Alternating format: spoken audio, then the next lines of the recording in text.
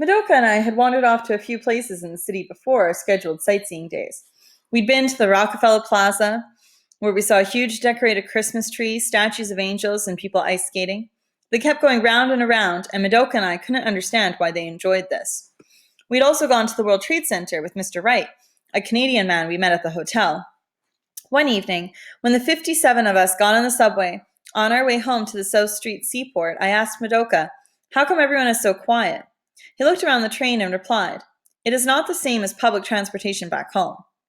Shantha, the camera person for the event, who later became my aunt when I returned to live in New York, pointed the camera at us, and Madoka and I posed for her.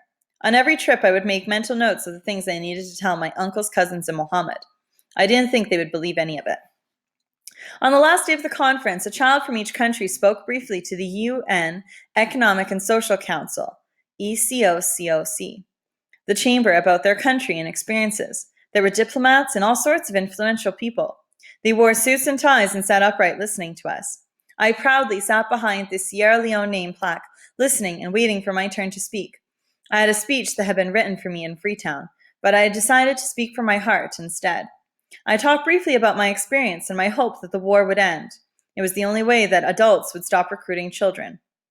I began by saying, "I'm from Sierra Leone, and the problem that is affecting us children is the war that forces us to run away from our homes, lose our families, and aimlessly roam the forests. As a result, we get involved in the conflict as soldiers, carriers of loads, and in many other difficult tasks. All this is because of starvation, the loss of our families, and the need to feel safe and to be part of something when all else has broken down. I joined the army really because of the loss of my family and starvation.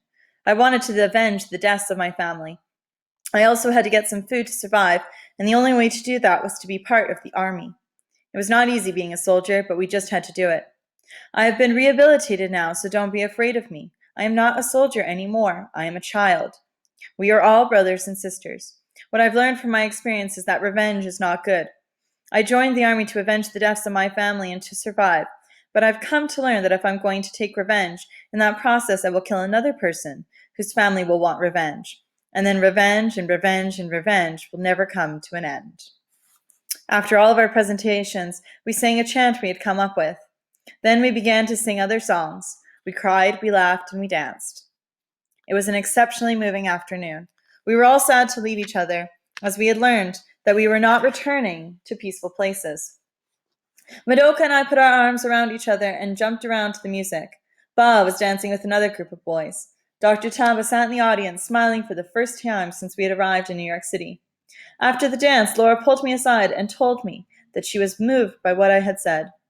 That night we went out to an Indian restaurant, and I was happy that someone else in this part of the world serves rice. We ate a lot, chatted, exchanged addresses, and then went to Laura's house in the East Village.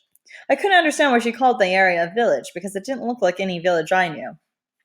Our chaperones didn't come with us. They went back to the hotel. I didn't know that Laura's house was going to be my future home. There were traditionally woven cloths from all over the world hanging on the walls. Statues of animals sat on large bookshelves that contained storybooks. Clay vases with beautiful and exotic birds on them stood on tables, and there were bamboo instruments and other strange ones. The house was big enough to hold all 57 of us. First, we sat around in Laura's living room and told stories. Then we danced into the night. It was our last night in New York City, and it was the perfect place to spend it, because the house was as interesting and filled with amazing stories as our group was. Everyone felt comfortable and saw something from their home.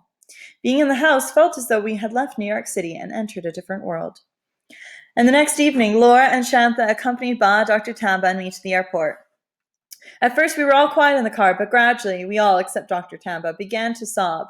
At the terminal, the sobbing intensified as we said goodbye, hugging each other. Laura and Shantha gave us their addresses and telephone numbers so we could keep in touch. We left New York City on November 15th, 1996. My 16th birthday was 8 days away, and the thought of the flight back home, I still felt as if I was dreaming, a dream that I didn't want to wake up from. I was sad to leave, but I was also pleased to have met people outside of Sierra Leone, because if I was to get killed upon my return, I knew that a memory of my existence was alive somewhere in the world.